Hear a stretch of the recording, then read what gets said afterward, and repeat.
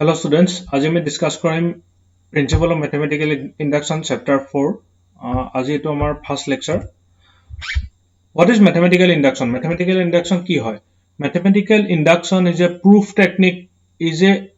technique which is used to prove a statement or formula or a theorem is true for every natural number. তাৰ মানে mathematical induction to hall suppose আমাৰ ওচৰত এটা statement আছে বা এটা theorem আছে বা এটা formula আছে সেই ফৰ্মুলাটো আমি natural number use কৰি is true for every natural number use কৰি পেলাই আমি সেই ফৰ্মুলাটো proof কৰিম আৰু হেতু কেনেকৈ কৰিম আমি আপকামিং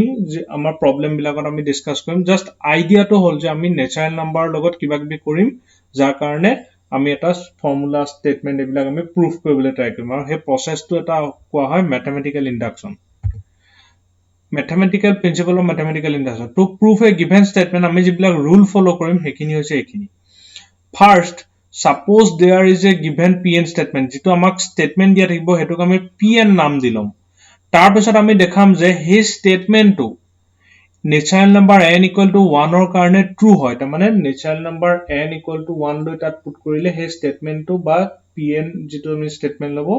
হেতু correct হ'ব লাগিব হ'ব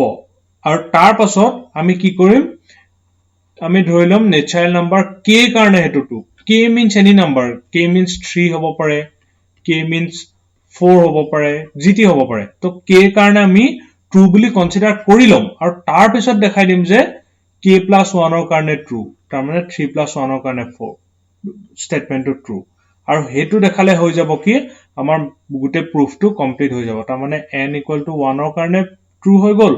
n equal to k কাৰণে আমি true বুলি ধৰিলম আৰু তাৰ পিছত দেখাম যে n equal to k plus 1 ৰ কাৰণে true হেতু কেনেকৈ help with the help of this এটোৰ help লৈ তাৰ মানে n equal to k help লৈ আমি দেখাই দিম এটো আৰু হিমানটো কৰিলে আমাৰ proofটো কমপ্লিট হৈ যায় আমি এটা চাও example for all n greater than equal to 1 prove that 1 square 2 square 3 square 4 square plus up to n square this much তাৰ মানে a is eto summation তোমাৰ suppose ইয়াতে n equal to 3 তো a summation to কি হ'ব 1 square plus 2 square plus 3 square তাৰ মানে এটো যদি ক্যালকুলেট কৰা 1 plus 4 plus 9 এটো যদি কৰা 5 plus 9 আৰু 5 plus 9 means 13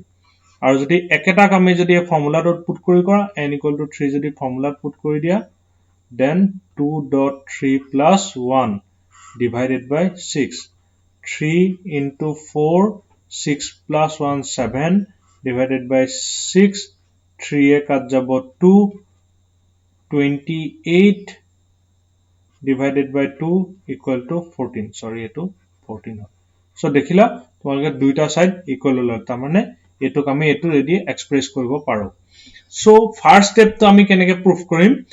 let the given statement be pn আমি এই given statement to pn বুলি ধৰিলম তাৰ মানে এই গুটে statement টোক আমি pn বুলি কনসিডাৰ কৰিলম এনেকৈ এটো আমাৰ হৈ গল first step this is first step second step exam তোমালকে exam বা যেটা problem কৰিবা step বু লিখিব না লাগে জাস্ট মই বুজিবৰ কাৰণে লিখিছো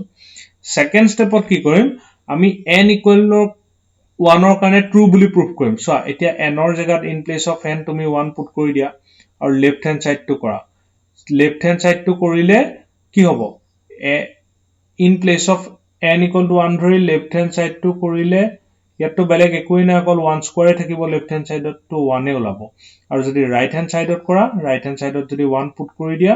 তেতিয়ালে কি হ'ব 1 1 plus 1 2 into 1 plus 1 আৰু এটো ক্যালকুলেট কৰিলে 1 ওলাব তাৰ মানে left hand side to 1 right hand side to 1 which is true তাৰ মানে n equal to 1 ৰ কাৰণে এই statement to true then আমি কনসিডাৰ কৰিলম যে k কাৰণে এটো true assume that pk is true for every positive integer তাৰ মানে কিবাটা natural number k কাৰণে এটো true বুলি আমি কনসিডাৰ কৰি ললো suppose ধৰি ললো আমি ভাবি ললো যে it is true আৰু তাৰ পিছত এক নাম্বার দি দিলো 1 এতিয়া আমি দেখাই দিম যে k plus 1 ৰ কাৰণে true এটা তুমি k plus 1 ৰ কাৰণে কৰা so a given statement to তাৰ মানে যেটো আমাৰ statement আছিলে এটো তো n ৰ জায়গাত তুমি k plus 1 পুট কৰিব লাগিব n ৰ জায়গাত k plus 1 so n ৰ জায়গাত মই k plus 1 পুট কৰিলো n ৰ জায়গাত যদি k plus 1 তেতিয়ালে ইয়াৰ আগৰ টাৰ্মটো কি হ'ব obviously k তাৰ মানে 1 plus 1 square plus 2 square plus 3 square plus 4 square up to ... n ৰ জেগাত মই k plus 1 স্কয়াৰ কৰিলো আৰু চোৱা ইয়াৰ সব টাৰ্ম 1 1 এড হৈ আছে 1 ৰ পিছত 2 হৈছে 2 ৰ পিছত 3 3 ৰ পিছত 4 সো k plus 1 ৰ আগৰটো টাৰ্ম কি হ'ব ডেফিনেটলি k স্কয়াৰ তো সেই কাৰণে আমি এই গুটে বস্তুটো k স্কয়াৰ এটুক এটা এক্সট্ৰা পাৰ্ট নিচিনাকে কনসিডাৰ কৰি ললো আৰু এইটো মানে কি this much মানে কি এটো চোৱা this much এইটো মানে কি এইটো মানে হৈছে এইটো তো সেই কাৰণে তাৰ জেগাত মই এটো পুট কৰি দিলো আৰু k plus 1 এক্সট্ৰা কে থাকি গল তাৰ পিছত এলসিএম লৈ ললো এলসিএম লৈ এখিনি কৰি দিলো এলসিএম লৈ এখিনি কৰাৰ পিছত ইয়াক সিম্পলিফাই কৰিলো সিম্পলিফাই কৰাৰ পিছত এটো পালো এটো পোৱাৰ পিছত কমন ললো কমন লৈ এখিনি তোমালকে নিজে পাৰিবা এই দুটাৰ পৰা কমন লব লাগিব ফেক্টৰাইজ কৰিব লাগিব ডিটেইলছ কৰিবা চেক কৰিবা তাৰ পিছত দেখিবা যে লাষ্টত এই ফৰম্যাটটো লিখি আহি যাব এই ফৰম্যাটটো লিখি আহি যাব এইটো এই ফৰম্যাটটোত আহি যাব আৰু এটো কি ৰাইট হ্যান্ড সাইডটো চোৱা ৰাইট হ্যান্ড সাইডৰ এই n ৰ জেগাত এই n বিলাকৰ জেগাত k plus 1 পুট কৰি দিয়াচোন k plus 1 পুট কৰিলে যেনেকুৱা হ'ব দেখিবলৈ হিউ তেনেকুৱাই হৈছে দেখিবলৈ so pk plus 1 is true whenever pk is true to try it out এই steps খিনি নিজে কৰিবলৈ ট্ৰাই কৰা যদি নোৱাৰা I will do that মই কৰি দিম hence last step 5 last লিখিব লাগিব hence from the principle of mathematical induction the statement pn is true এটো লাষ্টত লিখিবই লাগিব